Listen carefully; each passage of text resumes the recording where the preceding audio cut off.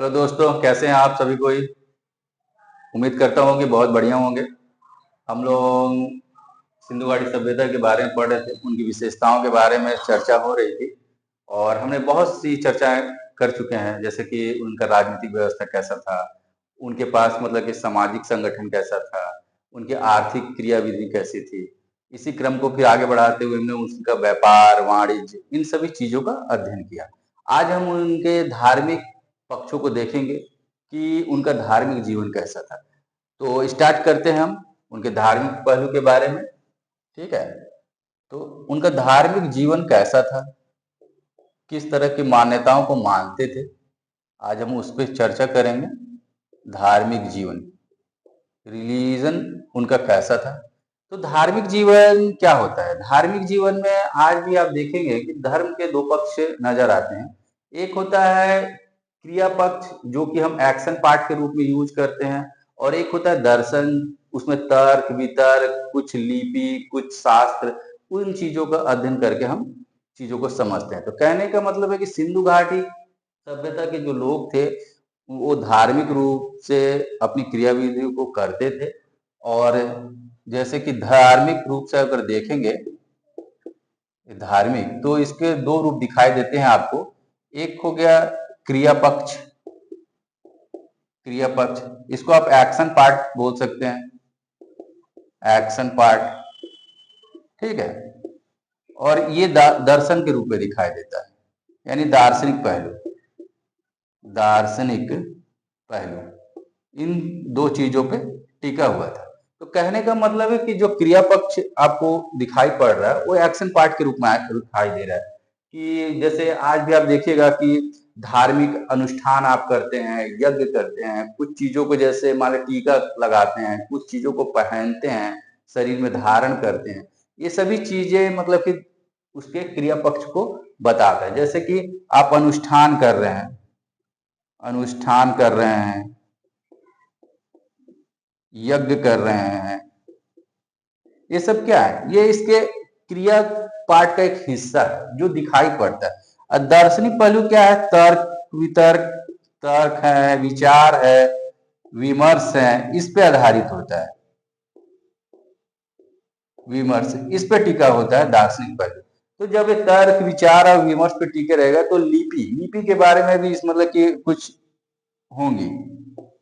लिखावट कैसा है, मतलब कि क्या शास्त्र में लिखा है, उसके बारे में भी इसमें जिक्र होता है दार्शनिक पहलू में।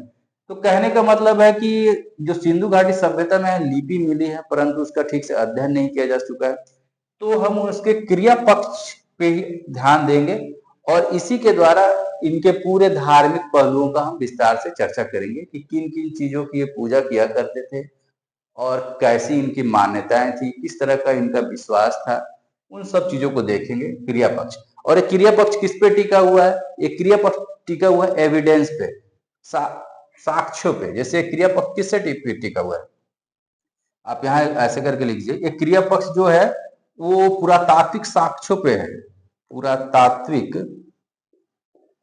पुरातात्विक साक्ष्य, इसी पे ये पूरा टिका हुआ है। जैसे जैसे साक्ष्य मिल रहे हैं, मुहर मिल रहा है, मृदभांड मिल रहा है और बहुत सी चीजें मिल रही हैं, उसमें किन किन चीजों का चित्र अंकित है, उन्हीं के द्वारा हम अध्ययन करके विद्वान कुछ प्रयास करते हैं कि और बताने का प्रयास करते हैं कि क्रियापक्ष उनका कैसा रहा होगा।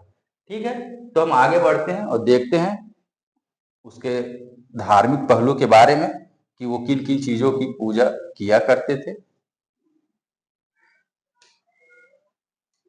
और बहुत सारी चीजें हैं कि वो आज से भी मेल खाती हुई प्रतीत होगी, उन सब चीजों का भी हम जिक्र करेंगे। मतलब कि हजारों साल पहले की सभ्यता है, उस सभ्यता से और अभी के जो हमारी जो वर्तमान सभ्यता जो चलायमान है उनके बीच में क्या संबंध है, इन सब चीजों का भी हम थोड़ा अध्ययन करेंगे। ठीक है, तो देखिए सबसे पहले धार्मिक जीवन में पहला पॉइंट जो नजर आता है, मातृ देवी की पूजा। मातृ देवी की पूजा, देवी की पूजा, इसको अच्छे से समझिए। तो कहने का मतलब है कि सिंधु घाटी सभ्यता में मातृ देवी की पूजा प्रचलित थी, ये इसकी पूजा किया करते थे। अब मातृ देवी में क्या है? एक साक्ष्य मिला हुआ है। कहां से मिला हुआ है साक्ष्य? हड़प्पा से। हड़प्पा से साक्ष्य मिला हुआ है। हड़प्पा से साक्ष्य मिले हैं, साक्ष्य प्राप्त हुए हैं। उसमें क्या चीज दिखाया गया है? उसमें दिखाया गया है कि एक एक स्त्री है, जो मुहर मिला हुआ है, हड़प्पा से एक मुहर मिला हुआ है, उसमें बना हुआ है कि उसमें एक स्त्री की जो प्रतिमा बनी हुई है, उसके गर्भ से एक पौधा निकल के आ रहा है। यानी स्त्री के गर्भ से, स्त्री के गर्भ से पौधा निकल रहा है, पौधा निकल रहा है, निकल रहा है। ये इस मुद्रण में दिखाई पड़ता है। तो इसे विद्वान ये बोलते हैं कि ये उस समय के लोग इसको पृथ्वी की देवी के रूप में इसकी पूजा किया करते होंगे। और इसका संबंध आप इस रूप में जोड़ सकते हैं कि जैसे कि आप देखिएगा कि जमीन से ही कुछ पौधों का उत्पत्ति होता है, फिर पौधे बड़े होते हैं, तो पालन पोषण क्या हो रहा है? पालन पोषण कौन कर रहा है? एक मिट्टी कर रही है। तो मिट्टी को क्या, हम धरती को क्या बोलते हैं? पृथ्वी माता बोलते हैं। तो ये बिल्कुल पृथ्वी माता के रूप में उसकी पूजा अर्चना की जाती है, ऐसा विद्वान बोलते हैं। तो पृथ्वी माता के रूप में, पृथ्वी माता के रूप में इसकी पूजा होती थी। माता के रूप में पूजा होती थी। इस चीज को ध्यान रखिएगा कि स्त्री के गर्भ से एक पौधा निकल रहा है, तो उसको किस रूप में पूजा करते थे? पृथ्वी माता के रूप में पूजा करते थे। और क्या होता है कि जैसे क्या होता है, एक जन्म दे रही है, तो जैसे पौधों का विकास होना, विकास करना, ये सब क्या है? पृथ्वी माता की कृपा से ही हो रहा है। तो ये उनका मानना था, इसलिए इनकी पूजा की जाती थी। अब अगला देखिएगा कि मातृ देवी की पूजा के बाद और किन किन चीजों की पूजा किया करते थे। फिर आता है इनका, इस चीज को देखिए कई बार परीक्षा में पूछा जा चुका है, मैं आपको एक टिक लगा करके भी बताने की कोशिश कर रहा हूँ कि इस चीज को याद रखिएगा। आपसे प्रश्न परीक्षा में पूछ सकता है कि सिंधु घाटी सभ्यता से कुछ मुहरें प्राप्त हुई हैं और उन मुहरों से स्त्री के गर्भ से एक पौधा निकलता हुआ दिखाई पड़ रहा है, तो वो कहाँ से प्राप्त हुआ है? तो हड़प्पा से प्राप्त हुआ है। इस चीज को याद कर लीजिएगा, ठीक है। अब आते हैं मातृ देवी की पूजा जब हो गया, तो इसके बाद अगला क्या है? अगला है पशुपति की पूजा। इस चीज को भी आप ध्यान रखिए, उसके बारे में हम जिक्र कर चुके हैं, लेकिन फिर भी आप एक और चीज याद कर लीजिए फिर से। पशुपति की पूजा, पशुपति की पूजा, पशुपति की पूजा, ठीक। तो पशुपति की पूजा क्या थी? कहने का मतलब कि मोहनजोदड़ो से खुदाई के दौरान एक मुहर की प्राप्ति हुई है।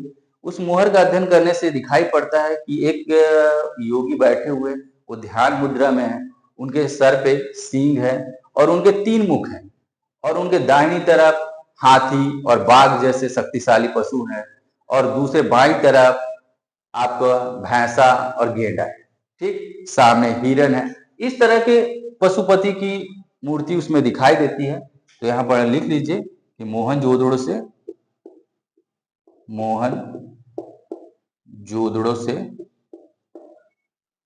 पशुपति की मुहर प्राप्त हुई है, मुहर प्राप्त हो रही है। और साथ ही साथ इन मोहरों को देखने से ऐसा पता चलता है कि ये आदि शिव का रूप रहे होंगे। आदि शिव का कुछ विद्वान तो ये बात नहीं मानते, लेकिन अधिकतर विद्वान ये मानते हैं कि आदि शिव का रूप है। और देखिएगा आदि शिव का रूप है, आदि शिव का रूप है, शिव का रूप है। और आप देखिएगा कि अगर हम अभी के समय से इसका तुलना करें और संबंध स्थापित करने की कोशिश करें, तो देखिए शिव की, अगर ये आदि शिव का अगर रूप है, तो शिव की पूजा उस समय भी होती थी और भगवान शिव की पूजा अभी भी हो रही है। यानी वो परंपरा हजारों साल से चलती हुई अब तक चली आ रही है। यानी इसका सीधा संबंध दिखाई पड़ता है सिंधु घाटी सभ्यता से। यानी अभी जो शिव की पूजा हो रही है वो वहीं से आई हुई है। तो इस चीज को भी ध्यान रखिएगा। देखिए कैसे लिंक बैठ रहा है। ये हजारों साल पहले की सभ्यता है और जिस कालखंड में हम अभी जी रहे हैं, दोनों के बीच में सिमिलैरिटी दिखाई पड़ रहा है आपको। ठीक है, इस चीज को ध्यान में रखिएगा। और इसके आप कभी कभी परीक्षा में पूछता है कि जो ये आदि शिव के जो रूप हैं, तो दाहिने तरफ क्या क्या है, इसको यहीं पे लिख लीजिए। दाहिने ओर क्या क्या है? हाथी और बाघ के चित्र का अंकन है। ठीक है, चित्र का अंकन है। और बाईं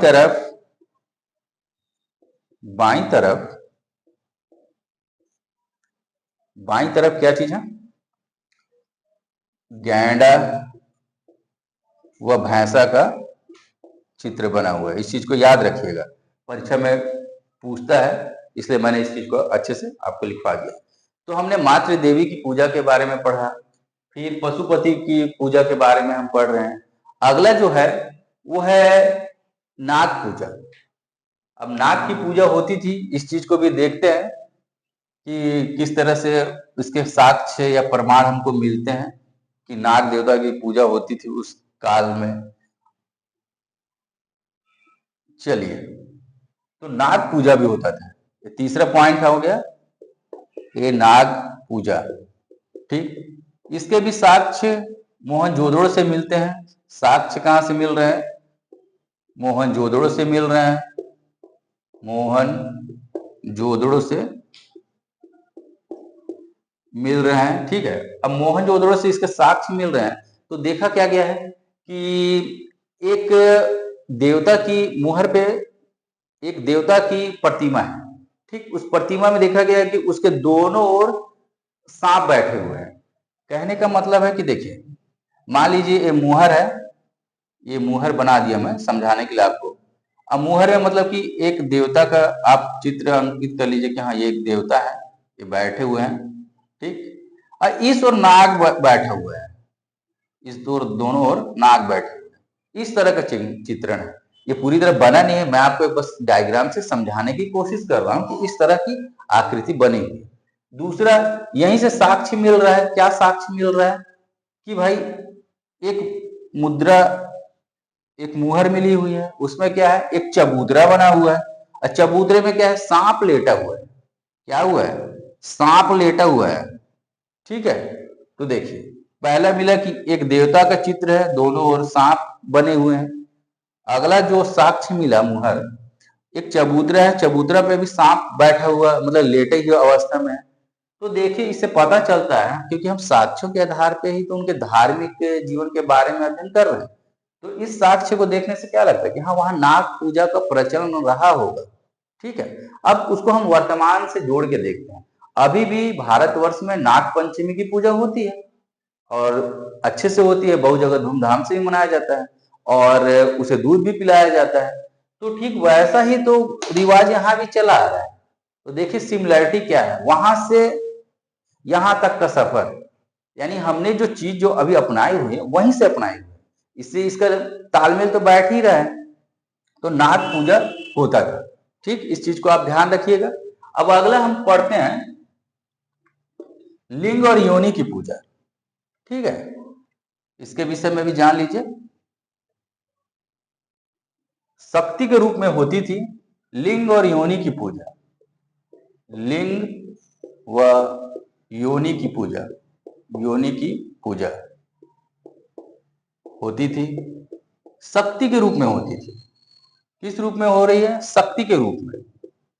शक्ति के रूप में, शक्ति के रूप में होता था, शक्ति के रूप में होती थी। ठीक है, इसके विषय में और मतलब कि साक्ष्य क्या मिले? चमकीले पत्थर मिले हैं, कुछ मूर्तियां मिली हैं, उन्हीं से इन सब चीजों को बनाया जाता था और खुदाई के दौरान ये प्राप्त हुए हैं। तो यहां लिख लीजिए चमकीले पत्थरों से, चमकीले पत्थर से बने हुए हैं, पत्थर से बने हुए हैं, बने हुए हैं। ठीक, आगे देखते हैं। परंतु जब इनका खुदाई हुआ तो हम देखते हैं कि ये प्राप्त कहां हुए? तो ये क्या हुआ है ना, जहां तहां मिले हैं, मतलब कि कहीं पर नाली में, कहीं सड़क पर इनकी प्राप्ति हो रही है। तो हम तो बोल दिए, बहुत से विद्वान बोल दिए कि इनकी पूजा होती थी। तो कुछ विद्वान ये बोलते हैं कि अगर पूजा होती थी तो खुदाई के दौरान इनको कमरों के अंदर प्राप्त होना चाहिए था, न कि जहां तहां गली में, नाली में, सड़क में, यहाँ वहां इसे प्राप्त नहीं होना चाहिए था, इन्हें कमरे में प्राप्त होना चाहिए था, ऐसा विद्वान बोलते हैं। लेकिन फिर भी आप मान के चलिए कि उस जमाने में भी लिंग और योनि की पूजा होती थी, शक्ति के रूप में होती थी। ठीक है, आगे बढ़ते हैं, अगला पॉइंट, चौथे पॉइंट की ओर हम लोग बढ़ रहे हैं। अब आप देखिएगा वृक्षों की पूजा, इस चीज को भी देखिए, वृक्षों की पूजा का प्रचलन था उस काल में, वृक्षों की पूजा होती थी, वृक्षों की पूजा होती थी, इस पॉइंट को याद रखिए, वृक्षों की पूजा होती थी। कैसे? वृक्षों की पूजा जो हो रही है वो जीवंत रूप में और क्या बोलते हैं, प्राकृतिक रूप में, दोनों में हो रही है। अब आप बोलिएगा कि जीवंत रूप क्या है, अभी मैं समझाता हूं। वृक्षों की पूजा होती थी तो देखिए ये हो रहा है जीवंत रूप, जीवंत रूप में और प्राकृतिक रूप में, प्राकृतिक रूप में। ठीक, इस रूप में इसकी पूजा हो रही है वृक्षों की। जीवंत रूप में मतलब कि जो साक्ष्य मिले हैं, उस साक्ष्यों से, मोहनजोदड़ो से ही साक्ष्य मिला हुआ है, उस चीज को हम देखते हैं कि एक वृक्ष है, उसकी दो टहनियां हैं और उसके बीच से एक पुरुष की आकृति निकलती हुई प्रतीत हो रही है। तो ऐसा लग रहा है कि उस वृक्ष के अंदर वो पुरुष निवास करता होगा, उसमें से बाहर निकल रहा है, यानी उसका निवास स्थल है। और आज भी हम ये बोलते हैं कि वृक्षों में प्राण बसते हैं, ऐसा मतलब कि हिंदू धार्मिक मान्यताओं में ये रिवाज है। तो देखिए जीवंत रूप में जो दिखाई दे रहा है, मोहनजोदड़ो से जो साक्ष्य मिला है, वो दो टहनियों के बीच से, दो टहनियों के बीच से, टहनियों के बीच से पुरुष निकल रहा है, पुरुष निकलता हुआ प्रतीत हो रहा है, निकलता हुआ प्रतीत हो रहा है। ठीक, इस चीज को ध्यान रखिएगा। तो जीवंत रूप में मतलब कि उस पेड़ से निकलता हुआ एक पुरुष आ रहा है, तो इसलिए मान लिया गया कि पेड़ में भगवान बसते हैं, तो ये उसका जीवंत रूप हो गया। प्राकृतिक रूप में क्या है, इसके भी साक्ष्य मोहनजोदड़ो से जगह जगह मिले हैं। तो प्राकृतिक रूप में साक्ष्य ये मिल रहा है कि वृक्ष की पूजा हो रही है, पूजा हो रही है, हो रही है, उसे जल चढ़ाया जा रहा है, उसे जल चढ़ाया जा रहा है, जल चढ़ाया जा रहा है, जा रहा है। इस चीज को समझिए। जैसे अभी भी धार्मिक मान्यताओं में क्या देखिएगा कि पहले हिंदू रीति रिवाजों में आप देखिएगा कि हम नहा धोआ करके जब पूजा करते हैं तो बहुत से वृक्षों में हम जल चढ़ाते हैं। तो वो प्रथा यहाँ भी प्रचलित है। उस मुहर को देखने से ऐसा प्रतीत होता है कि एक व्यक्ति है, वृक्ष में जल चढ़ा रहा है। तो जल चढ़ाने की प्रथा वहां से आई है, अभी भी चली आ रही है। तो कहने का मतलब वृक्ष की पूजा करते थे जीवंत रूप में और प्राकृतिक रूप में, दोनों अवस्था में। ठीक है, अगला पॉइंट देखते हैं। वृक्षों की पूजा के बाद पशुओं की पूजा, मतलब पशुओं की पूजा होती थी या नहीं होती थी, इसके बारे में भी हम थोड़ा सा चर्चा करते हैं और देखते हैं कि पशु की पूजा का प्रचलन उस काल में था या नहीं था। ठीक, अब देखिए पशुओं की पूजा का प्रचलन, पशुओं की पूजा, पशुओं की पूजा होती थी या नहीं होती। तो पशुओं की पूजा होती थी, इस चीज को यहां पर लिख लीजिए, प्रचलन था, इसकी पूजा का प्रचलन था। ठीक, लेकिन पशुओं की पूजा दो तरह से इन्होंने की है, एक है पौराणिक रूप से और एक है वास्तविक रूप से। अब पौराणिक क्या होता है, वास्तविक क्या होता है, इस चीज को आप समझिए। देखिए, हमने कहा ना कि इसकी पूजा हो रही है, देखिए दो रूपों में। एक हो गया पौराणिक रूप में, पौराणिक रूप में, इसी पौराणिक को काल्पनिक बोलते हैं। काल्पनिक रूप में इसकी पूजा हो रही है, ठीक। और ये हो गया सामान्य रूप में, इसको हम वास्तविक बोलते हैं। वास्तविक रूप में पूजा अर्चना हो रही है पशुओं की। अब पौराणिक रूप में क्या है, पौराणिक रूप में यह है कि मोहनजोदड़ो से कुछ साक्ष्य मिले हैं। उन साक्ष्यों में क्या है कि 3 मुख बने हुए हैं, और उसमें क्या है, 2 तो बकरा का सर लगा हुआ है और 1 सर भैंसे का लगा हुआ है। कहने का मतलब है कि 2 सर बकरे का और 1 सर भैंसे का। तो ऐसा नहीं लग रहा है कि अभी के रूप में अगर आप उसको तुलना कीजिएगा तो क्या ऐसा अभी आपको दिखाई पड़ता है कि एक मतलब कि बकरे में ही भैंसे का सिर लगा हुआ हो? नहीं दिखाई पड़ेगा।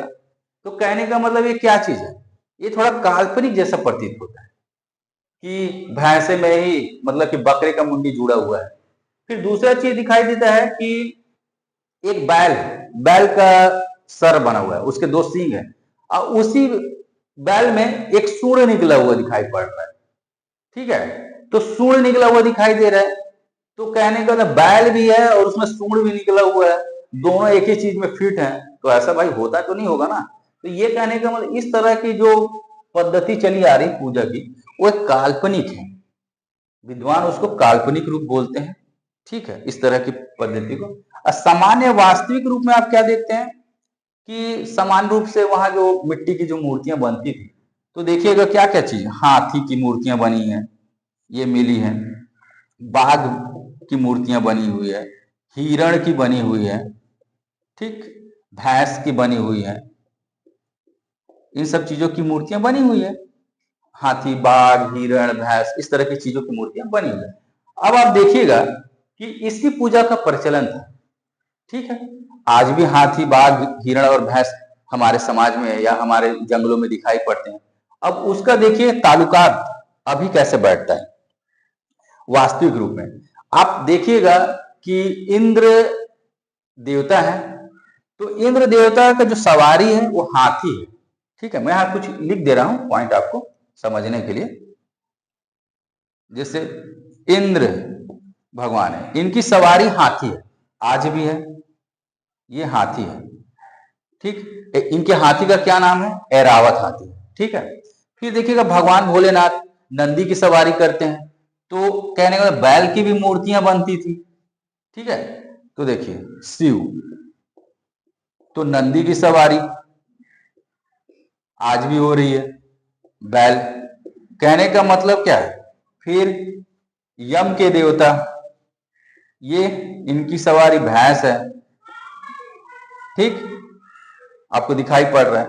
तो कहने का मतलब ये है कि उस काल में इनका पूजा होता था, और उस चीज को अगर हम अभी के वर्तमान रूप से अगर जोड़ के देख लें तो देखिए ये यहाँ फिट बैठ रहे हैं, इंद्र हाथी पे बैठ करके सवारी करते हैं, भगवान शिव नंदी पे बैठते हैं, ठीक, यम जो है भैंस पर सवारी करते हैं। तो कहने का मतलब है कि ये सारी पद्धति वहां से चली आ रही है, और ये जो है वास्तविक है, अभी के वास्तविक जीवन में दिखाई पड़ता है।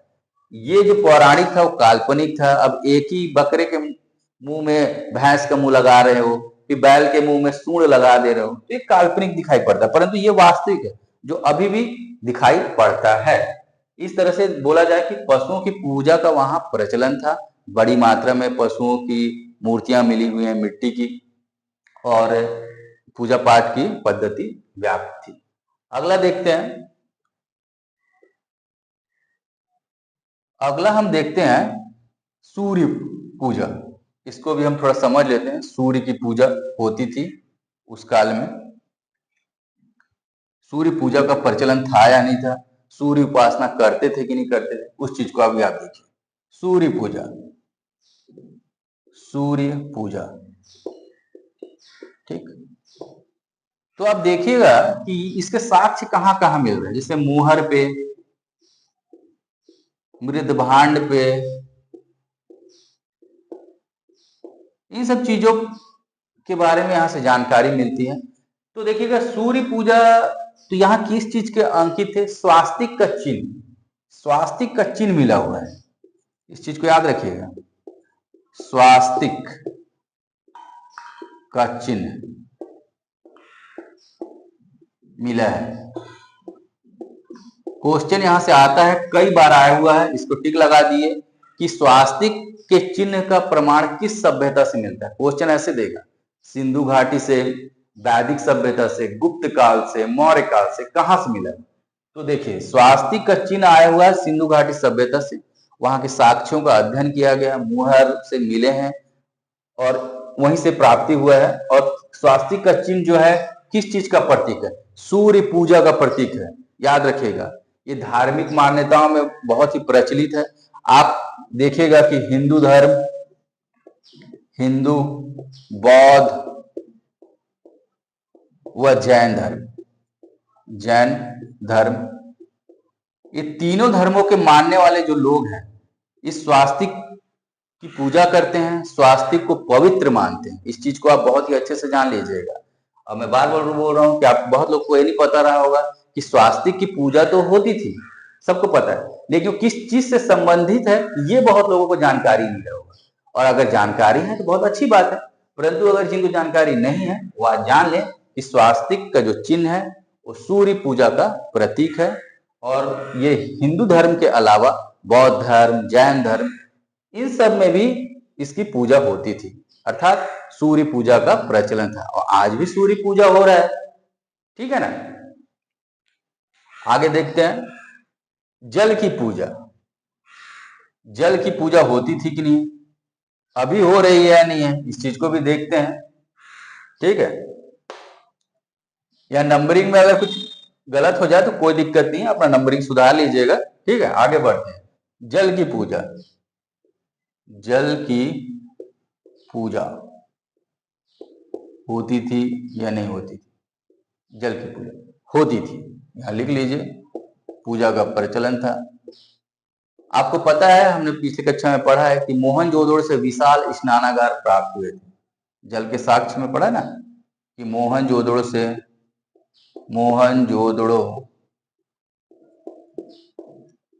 जोदड़ो से स्नानागार प्राप्त हुआ है, स्नानागार प्राप्त हुआ है, ठीक है। कोई दिक्कत तो नहीं होना चाहिए, इसके बारे में चर्चा हो चुका है। अब देखते हैं क्या।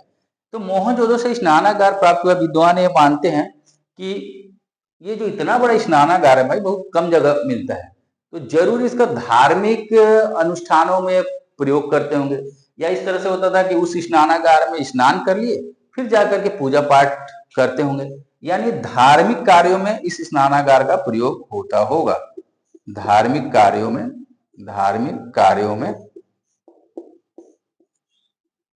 प्रयोग इस स्नानागार का, ठीक है। और पहले ही बात किया जा चुका है कि इस स्नानागार के बगल में कुआं बना हुआ है। ये भी मान्यता है कि उस कुएं का पानी इसमें भरा जाता होगा, और जब धार्मिक आयोजन होते होंगे तो लोग उस स्नानागार में स्नान करके फिर पूजा पाठ की जो पद्धति है उसको आगे बढ़ाते होंगे, ठीक है। तो देखिए, जल की पूजा हो रही है, सूर्य की पूजा हो रही है, नाग देवता की पूजा हो रही है, मातृ देवी की पूजा हो रही है, पशुपति की पूजा हो रही है, ठीक है। अब आगे देखते हैं, और भी पूजा की पद्धति थी, बहुत सारे रीति रिवाज थे, ठीक है ना, उस चीज को भी आप देख लीजिए। फिर मूर्ति पूजा का प्रचलन देखिएगा, यहीं से आ रहा है, मूर्ति पूजा ये भी प्रचलित था। मूर्ति पूजा का प्रचलन, मूर्ति पूजा का प्रचलन, ठीक, ये भी आपका प्रचलित है। मूर्ति पूजा में आप देखे होंगे कि बहुत सी मातृ देवी की मूर्तियां बहुत बनी हैं, और हमने पिछले कक्षाओं में पढ़ा था कि पुरुष और नारी की तुलना में नारी की मूर्तियां ज्यादा बनी हैं। तो विद्वान उसको क्या बोले हैं कि वो मात्र प्रधान समाज था। ठीक है, तो मातृ देवी की पूजा ज्यादा मात्रा में वहां पर हो रही है।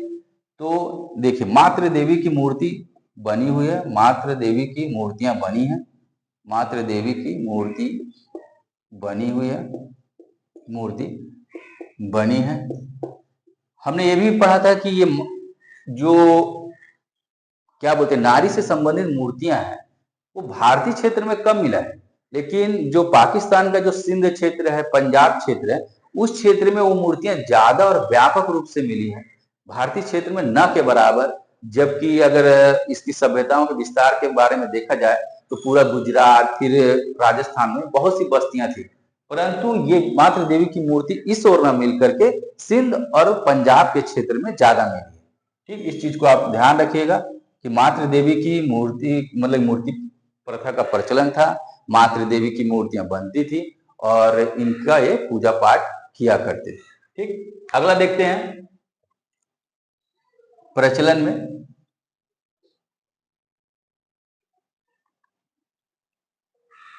कई जगह जिक्र आता है कि बलि प्रथा, यहाँ बलि प्रथा थी या नहीं थी, इस चीज को भी यही देख लीजिए। तो कुछ विद्वान बोलते हैं ना कि बलि प्रथा का प्रचलन था, उसका भी आप देख लीजिए। बलि प्रथा का प्रचलन था। ठीक है, कैसे था भाई बलि प्रथा का प्रचलन? तो मोहनजोदड़ो से कुछ मुहरें मिली हैं, मोहनजोदड़ो से कुछ मुहर मिला हुआ है। तो उसमें क्या दिखाया हुआ है कि इसको काट दीजिए।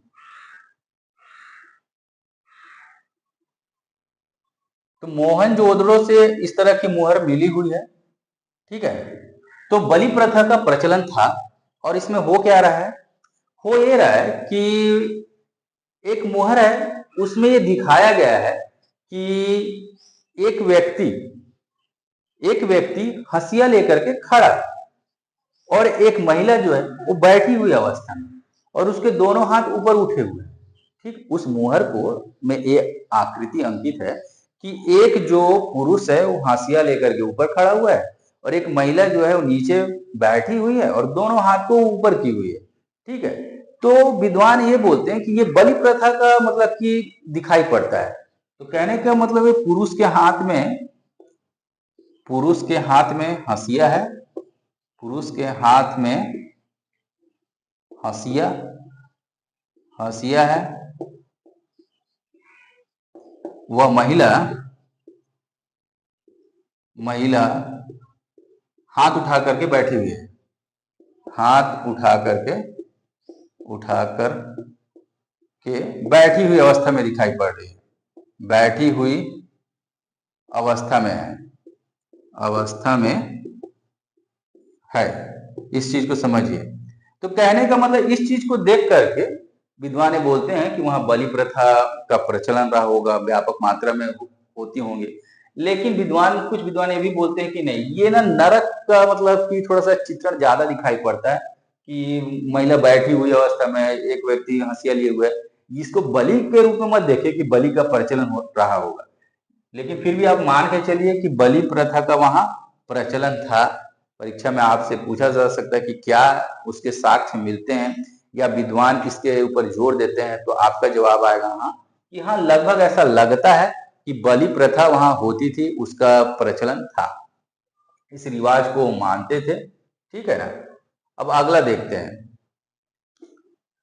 अब देखिएगा कि आपको क्या बोलते हैं उसको, ताबीज का प्रचलन था या नहीं था, इसके बारे में भी आप देखिएगा कि ताबीज का यूज होता था या नहीं था।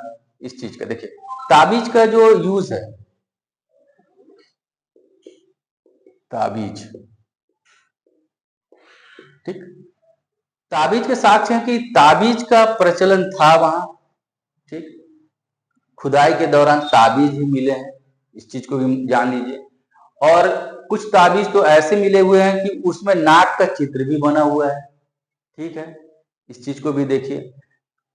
तो ताबीज का प्रचलन था, ऐसे ऐसे सीधा सीधा आपको एक सिंबॉलिक रूप से दे देगा कि ताबीज का प्रचलन था या नहीं। तो था। फिर वहां जादू टोना का प्रचलन था या नहीं, तो उसका भी प्रचलन था। जादू टोना पे वो लोग विश्वास किया करते थे, इस चीज को भी आप लिख लीजिए। तो ताबीज का प्रचलन, फिर जादू टोना में विश्वास, जादू टोना में विश्वास,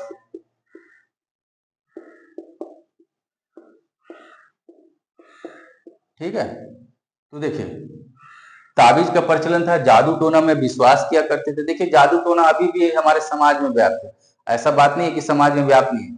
देखिएगा कि ताबीज अलग अलग धर्म के लोग, मान्यता के लोग, वह आज भी ताबीज पहनते हैं, ठीक है। तो ताबीज भी पहन रहे हैं आज, जादू टोना को भी मानने वाले लोग हैं, और कई तर्क हैं उनके अपने अपने, ठीक है, अपनी अपनी मान्यता है। तो कहने का मतलब ये ताबीज का प्रचलन उस काल में भी था, जादू टोना उस काल में भी विश्वास किया करते थे, और आज भी ये चला आ रहा है। तो वहीं उसी सभ्यता से धीरे धीरे धीरे धीरे आज तक ये विद्यमान है, ये आपको दिखाई दे रहा होगा, ठीक है। तो ये सब चीजें जो धार्मिक जीवन थे, ये सब चीज वहां पर व्याप्त थी।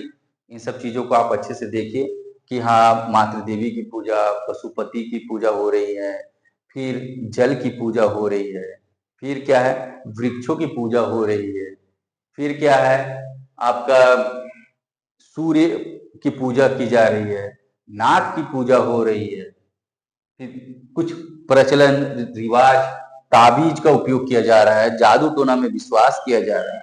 फिर योग, मतलब कि योग की परंपरा पहले से चली आ रही है, वो अभी तक चली आ रही है। तो कुछ योग की मुद्रा का भी पता चलता है। योग में क्या क्या पता चल रहा है, कुछ पद्मासन की मुद्रा में साक्ष्य प्राप्त हो रहे हैं, ठीक, इसके भी साक्ष्य मिल रहे हैं कि इस रूप में कुछ मुहर पे इस तरह के चित्रकारी पद्मासन की मुद्रा में दिखाई दे रहे हैं। तो कहने का मतलब ये सब क्या है, मुहर पे पद्मासन की मुद्रा में बैठा हुआ, योगी की मुद्रा में बैठा हुआ था। इस तरह से कहने में योग की परंपरा भी वहीं से चली आ रही है। कोई ऐसा नहीं है कि योग आज नया चीज डेवलप कर गया है, प्राचीन काल से चला आ रहा है, और उसकी शुरुआत ऐसा लगता है कि सिंधु घाटी सभ्यता से ही हो चुकी है, ठीक है। इन सब चीजों को याद रखिएगा। और आज का क्लास जो धार्मिक जीवन था उसको यहीं पर समाप्त करते हैं, ठीक है। और अगर आप सभी लोगों को अगर हमारा जो वीडियो है बहुत ही अच्छा लग रहा हो तो उसको लाइक कीजिए, सब्सक्राइब कीजिए, और अधिक से अधिक दोस्तों को इससे जोड़िए। आपके लाइक सब्सक्राइब करने से हमें बूस्टअप मिलता है, ठीक है। धन्यवाद।